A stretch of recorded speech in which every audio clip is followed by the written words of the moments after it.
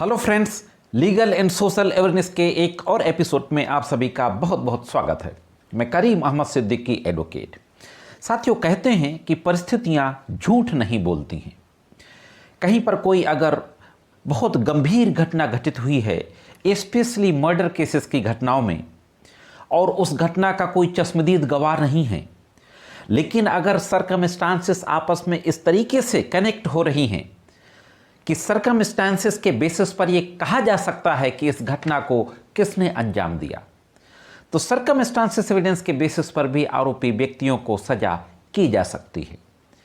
और circumstances evidence यानी परिस्थिति जन्य साक्ष्य जो होते हैं, उसमें एक थ्योरी बहुत मायने रखती है, लास्ट सीन थ्योरी। आज के इस एपिसोड में एक मर्डर केस जो सर्कमस्टेंशियल एविडेंस पर बेस्ड है और लास्ट सीन थ्योरी के संबंध में हाईकोर्ट के द्वारा एक बहुत ही महत्वपूर्ण बात कही गई है, और यह बात आरोपियों के फायदे के लिए कही गई है। इसी जजमेंट के बारे में आज के इस एपिसोड में बातचीत करेंगे। देखते हैं कि पूरा मामला क्या था और फाइनली इलाहाबाद हाईकोर्ट की बेंच के द्वारा किस तरीके की टिप्पणी की गई, क्या प्रिंसिपल लेट डाउन किए गए और क्या जजमेंट पारित किया गया। साथियों, सबसे पहले केस के फैक्ट पर ब्रीफ में एक नज़र डाल लेते हैं। एक व्यक्ति के द्वारा एक एफआईआर दर्ज कराई जाती है कि उसका बेटा ट्यूशन पढ़ने गया हुआ था और फिर वापस नहीं आया, और घर से कुछ ही दूर पर एक फॉडर स्टोर था जहां पर कुछ समय के बाद उसकी डेड बॉडी पाई जाती है, और वहीं पास में उसके जूता चप्पल वगैरह और उसका कुछ सामान भी पाया जाता है। गला काट करके उसकी हत्या कर दी गई थी। यह भी आरोप लगाया जाता है कि उसके प्राइवेट पार्ट को भी काट दिया गया था, उसमें भी गंभीर चोट थी। पहले तो एप्लीकेशन दी जाती है गुमशुदगी की कि बेटा ट्यूशन गया था, वापस नहीं आया, लेकिन जब डेड बॉडी मिल जाती है तो उसके कुछ समय बाद एक एप्लीकेशन और दी जाती है और कुछ व्यक्तियों का नाम जोड़ा जाता है, और फाइनली 302 और 34 और 201 इंडियन पेनल कोड में एफआईआर दर्ज कराई जाती है। आपको पता है 302 पनिशमेंट ऑफ मर्डर है और सेक्शन 34 आईपीसी है, act done by a person in furtherance of common intention, यानी सामान्य आशय को अग्रसर करने के लिए कोई कार्य करना, और 201 होता है सबूत छिपाना, डेड बॉडी को छिपा देना। सबूतों को छिपाने के संबंध में 201 है। तो इन तीनों धाराओं में एफआईआर पंजीकृत होती है।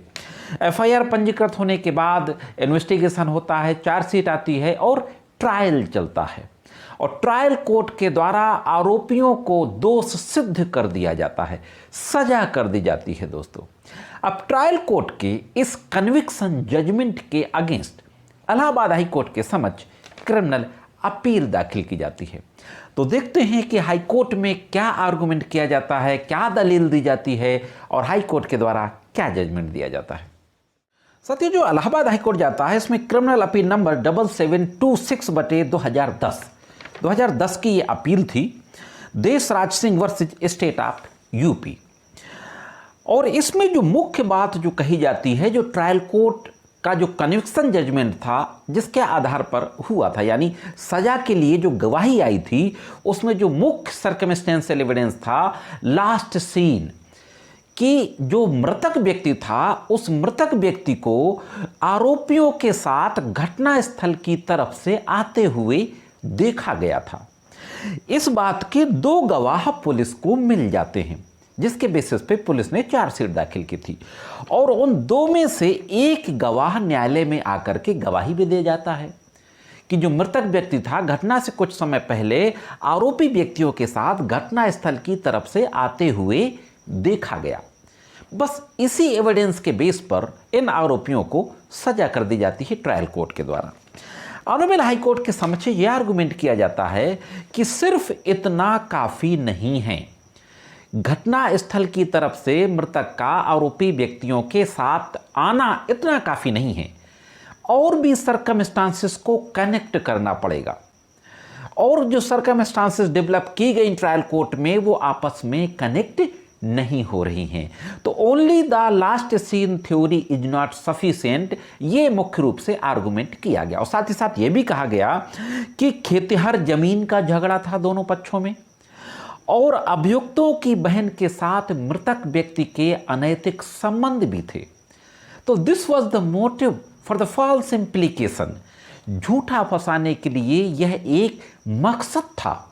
इस तरीके से आर्गुमेंट करते हुए कहा गया कि ट्रायल कोर्ट के समक्ष किसी भी तरीके का कोई ऐसा मजबूत साक्ष्य नहीं आया जिसके बेसिस पर कन्विक्शन किया जा सके, और कन्विक्शन को सेट असाइड करने की प्रेयर की गई। अब देखते हैं कि हाईकोर्ट के द्वारा क्या कहा गया। साथियों, इलाहाबाद हाईकोर्ट की बेंच के द्वारा तमाम केसेस का जिक्र किया जाता है। सुप्रीम कोर्ट के केसेस का जिक्र किया जाता है, और पूरे केस के फैक्ट्स को देखा जाता है, दोनों तरफ की गवाहियों को देखा जाता है, और फाइनली एक बहुत ही महत्वपूर्ण प्रिंसिपल लेट डाउन किया जाता है। इलाहाबाद हाईकोर्ट के बेंच के द्वारा कहा जाता है कि merely being seen somewhere around place of occurrence और coming from that side may not be fit enough to raise inference of capability। सिर्फ आखिरी बार देखना, घटनास्थल की तरफ से आना, यह काफ़ी नहीं है कि उसको दोषी मान लिया जाए। और इस तरीके से सिर्फ लास्ट सीन थ्योरी पर यकीन नहीं किया जाता, और ट्रायल कोर्ट के द्वारा जो लास्ट सीन थ्योरी के बेसिस पर आरोपी व्यक्तियों को कत्ल के मामले में सजा कर दी गई थी, उस सजा को रद्द करने का आदेश पारित कर दिया जाता है। कन्विक्शन जजमेंट को सेट असाइड कर दिया जाता है दोस्तों। तो साथियों, यह एक महत्वपूर्ण प्रिंसिपल लेट डाउन किया गया। ये कहा गया कि घटना स्थल की तरफ से अभियुक्तों का मृतक के साथ घटना के पहले आना सिर्फ इस आधार पर अकेले सजा नहीं हो सकती है जब तक कि कोई और सर्कमस्टांसेस फैक्ट से रिलेटेड डेवलप ना हो जाए और आपस में एक चेन ना बन रही हो। तो साथियों, यह थी एक महत्वपूर्ण जानकारी सर्कमस्टेंशियल एविडेंस के संबंध में। मैं समझता हूं कि जानकारी आपके जरूर काम आएगी। साथियों, जाने से पहले जरूर कहना चाहूँगा कि अगर आप चैनल में नए हो, आपने पहली बार वीडियो को देखा हो और अभी तक सब्सक्राइब ना किया हो, तो चैनल को सब्सक्राइब करके बेल बटन को हिट करके ऑल पे ज़रूर सेट कर दें। और मेरे द्वारा जो जानकारी दी जाती है आपको अच्छी लगती हो तो वीडियो को लाइक और शेयर करते रहा करें। आज की वीडियो में इतना ही। मिलते हैं किसी अन्य वीडियो में कानून की कुछ अन्य जानकारियों के साथ। तब तक महत्वपूर्ण जानकारियों के लिए देखते रहें लीगल एंड सोशल अवेयरनेस।